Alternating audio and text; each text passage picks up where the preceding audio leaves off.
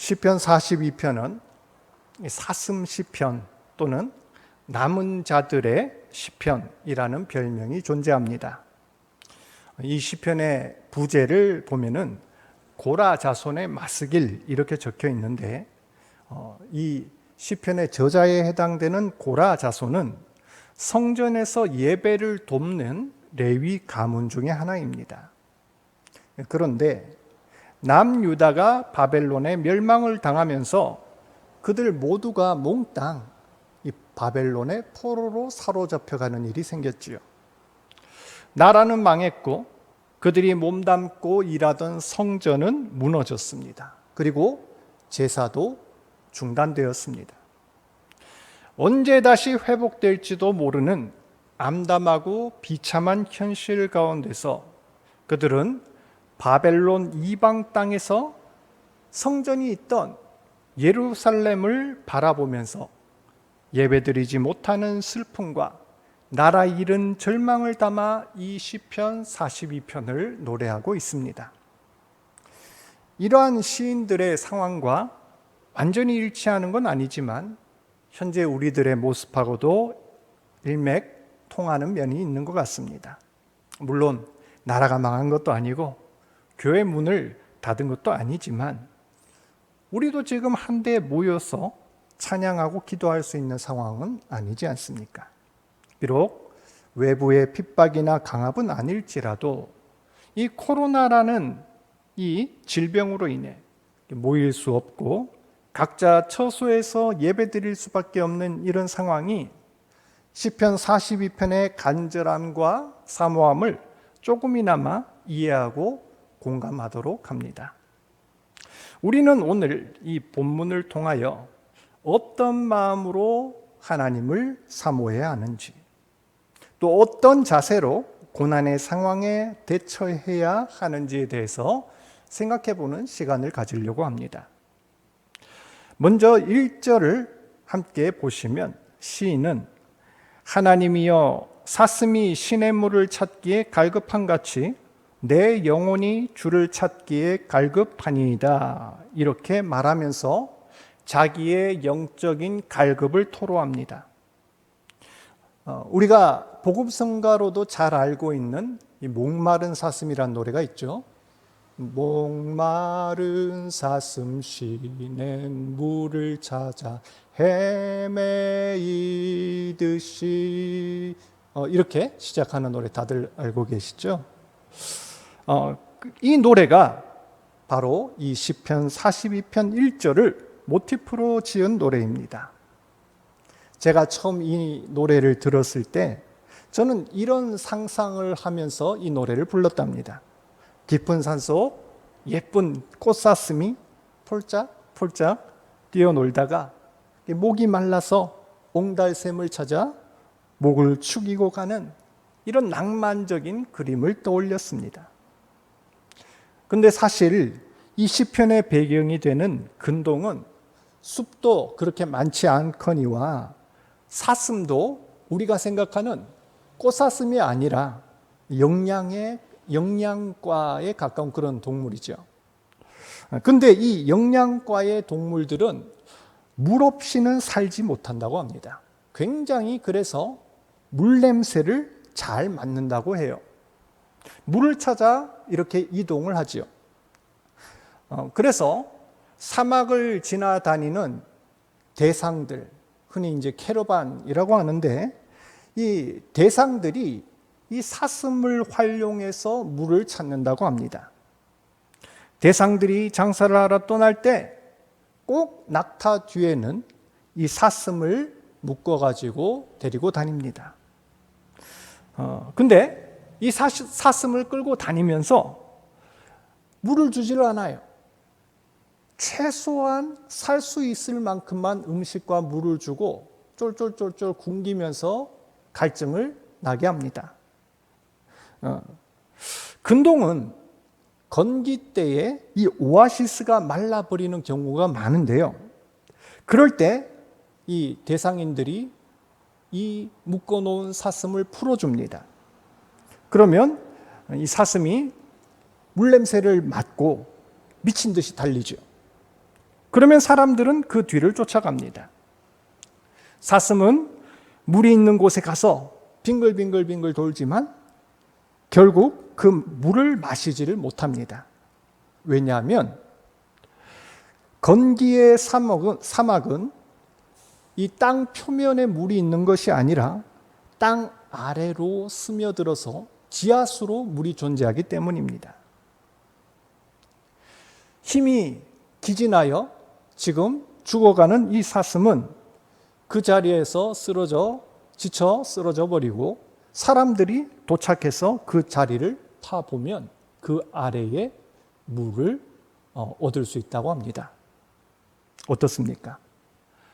이런 배경을 듣고 시편 42편 1절의 말씀을 보니 사뭇 느낌이 다르지 않습니까?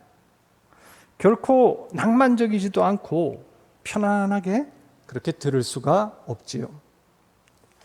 시편 42편의 저자는 지금 물이 마시고 싶어서 죽을 것 같은 사슴처럼 물 냄새는 나는데 물은 마실 수 없어서 답답한 그 심정을, 그 갈급함을 나의 영혼은 하나님 찾기에 갈급하나이다, 이렇게 고백하고 있는 것입니다.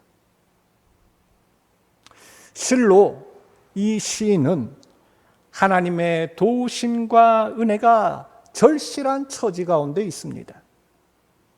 그가 하나님을 만나지 못하면 죽을지도 모를 멸망의 위기에 처해 있습니다.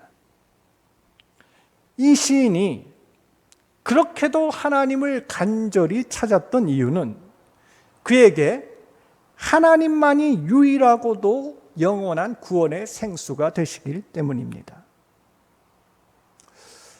우리 인간은 참 어리석어서 평소에 은혜를 누리고 살 때는 그 은혜가 얼마나 소중한지, 얼마나 감사한지를 잊고 살 때가 참 많죠. 그러다가 그 은혜가 사라지고 은혜를 뺏기게 될 때 그제서야 그 은혜가 얼마나 소중했는지 뼈저리게 느끼며 후회를 합니다. 마찬가지로 오늘 이 고라 자손 역시 그들이 하나님께 마음껏 예배드릴 수 있었던 시절에는 그 소중함을 미처 알지 못하다가 그들의 죄로 인해 하나님의 전을 멀리 떠나서 급박한 위기에 처하게 되자 비로소 하나님의 소중함을 깨닫고 간절하게 기도하는 것을 볼 수가 있습니다. 중요한 것은 이러한 모습이 오늘 이 시인뿐만 아니라 우리도 마찬가지란 겁니다. 하나님은 모든 인류에게 유일한 구원의 생수가 되십니다. 인간은 오직 하나님과의 만남을 통해 영적인 갈증을 채울 수가 있고 온전한 구원을 얻을 수가 있습니다. 그럼에도 불구하고 인간들은 하나님을 찾지를 않습니다. 타는 듯한 영혼의 갈증을 느끼면서도 하나님을 구하지를 않습니다. 물론 그들 나름대로 갈증을 해소할 시냇물을 찾아다닙니다. 이리저리 헤매고 다닙니다. 하지만 그들이 찾는 시내는 물이 흐르지 않는 말라버린 시내입니다. 물 냄새는 나는데 물이 없는 속이는 시내입니다. 이 시내를 찾으면 잠시 기뻐하지만 이내 절망과 고통을 느끼게 되며 더 비참하게 죽어갈 뿐입니다. 사람의 영혼이 갈증을 해소하고 참 구원을 얻으려면 생수가 흐르는 시내를 찾아야 합니다. 영원히 마르지 않는 샘 근원을 찾아야 합니다. 그런데도 이스라엘 백성들은 생수의 근원 대신 하나님은 찾지 않고 그들 스스로 웅덩이를 팠는데 그것은 물을 보관하지 못하는 터진 웅덩이라고 예레미야 선지자는 이야기합니다. 그 결과 그들은 삶의 기쁨도 찾지 못하고 구원도 얻지 못한 채 모두 다 멸망하고 말았습니다. 하나님 아닌 다른 곳에서 구원의 생수를 찾는 자들의 결국이 다 이와 같습니다. 오늘날 세상 사람들도 자신에게 만족을 주고 자신을 구원해 줄 것 같은 여러 신의 여러 샘물을 찾아다닙니다. 앞다투어 땅을 파고 거기 살 길이 있나 얼굴을 들이밉니다. 물질의 부유함, 일신의 쾌락, 명예와 권력 같은 것들이 여기에 해당됩니다.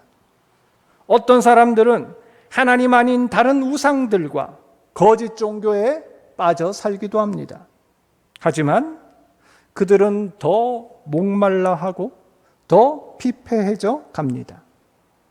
그 이유가 무엇입니까? 왜냐하면 그곳은 물 없는 시내이기 때문입니다. 생수가 존재하지 않아서 그렇습니다. 사람들이 정말 인생의 목마름을 해결하고 구원을 찾기 원한다면 생수의 근원 되신 예수님 이름으로 나아가야 합니다. 하나님이 공급하신 생수를 마셔야 하는 것입니다. 예수님께서는 누구든지 목마르거든 다 내게로 와서 마시라 말씀하셨습니다. 내가 주는 물을 먹는 자는 영원히 목마르지 아니하리니 나의 주는 물은 그 속에서 영생하도록 솟아나는 샘물이 되리라 약속하셨습니다. 이런 참된 만족과 구원을 누리는 저와 여러분들 되셨으면 좋겠습니다. 계속하여 3절을 보시면 시인은 사람들이 종일 나더러 하는 말이 내 하나님이 어디 있느뇨 하며 가슴 아파합니다. 여기서 사람들은 시인의 대적일 수도 있고 옆에서 이 시인의 환난을 지켜보는 사람일 수도 있습니다. 그리고 네 하나님이 어디 있느뇨 하는 말은 네가 그토록 믿고 의지하던 하나님은 어디 있기에 지금 이 지경이 되도록 내버려 두느냐 이런 말입니다. 오늘 말씀은 고라 자손이 바벨론 포로로 잡혀가서 거기서 부른 노래다라고 제가 서두에 말씀드렸지요.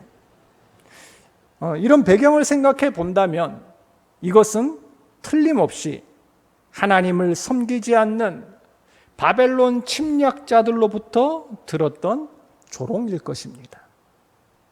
그들은 포로로 끌고 갔던 이 고라 자손들에게 자신들의 신인 우상을 섬기라고 강요했습니다. 우리 바벨론이 너희를 멸망시키고 끌고 왔으니 우리의 신이 너희 신보다 강한 것 아니냐 이렇게 강압했습니다. 그리고 그들은 여호와 하나님을 섬기는 성전마저 회파하였으며 이스라엘 백성들을 육체적으로 정신적으로 복속시키려고 했습니다. 따라서 이 말은 하나님의 존재 자체를 부정하는 말이고 성도의 믿음을 조롱하고 공격하는 말입니다. 여러분, 오늘날은 어떻습니까? 우리가 지금 살고 있는 이 세상 역시 전혀 형편이 낮지가 않습니다. 우리가 살고 있는 수많은 영역에서 하나님의 소리보다 세상의 소리가 더 크게 들립니다. 네가 아무리 하나님 열심히 믿어봐야 밥이 나오냐 떡이 나오냐, 차라리 주먹을 믿는 게 낫겠다. 이런 대적들의 소리가 우리 귀에 크게 들리지는 않습니까? 하나님보다 돈을 의지해라. 교회 가서 기도하느라 시간 낭비하지 말고 뭔가 실제적인 도움이 되는 일을 해라. 널 도와줄 사람을 찾아봐라. 이런 말씀은 들어보지 않으셨습니까? 그러나 여러분, 하나님은 자신을 신뢰하고 믿는 자를 절대로 버려두지 않는 것을 믿으시길 바랍니다. 하나님은 당신의 영광을 위해서라도 자기 백성 망하도록 내버려 두지 않으시는 분입니다.